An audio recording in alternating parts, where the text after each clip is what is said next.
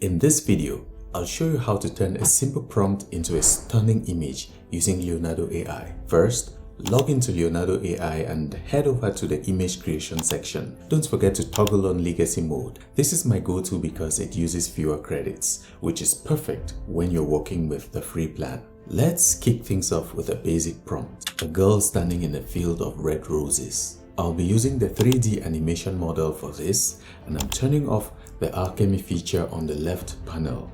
I'll set the image aspect ratio to 16:9, then hit generate. I've kept the number of images per generation to 2.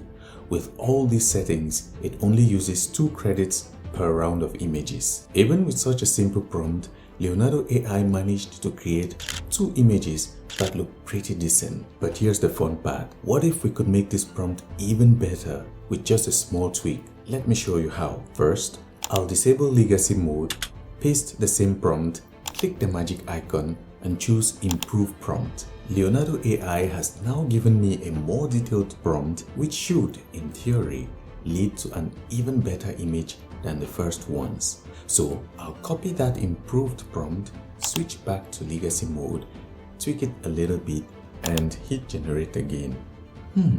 These new images actually don't look as good as the first ones. Interesting, right? No worries. I'm going to try out the prompt generation feature in legacy mode to see if I can make something even better. Here's how.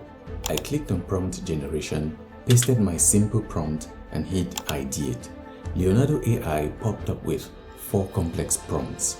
I like the first one, so let's generate an image with it. Now, this new set of images looks way better than the first 2. Out of curiosity, I also gave the 4th prompt from prompt generation a try, and here's what I got. So far, the 3rd set of images looks the best. I'll copy that prompt, disable legacy mode again, and use the improve prompt feature to see if we can push it even further. With my freshly improved prompt, I'll go back to legacy mode and generate another set. Let's see how it turns out.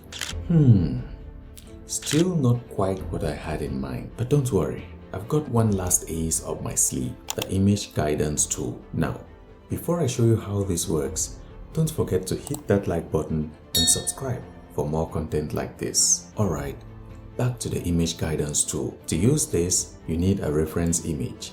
So I went over to Google, searched for a girl standing in a field of red roses, and found some wonderful images on freepik.com that matched what I was imagining. Next, I imported my reference image into Leonardo AI, adjusted the reference image strength to 0.55, and hit generate one last time.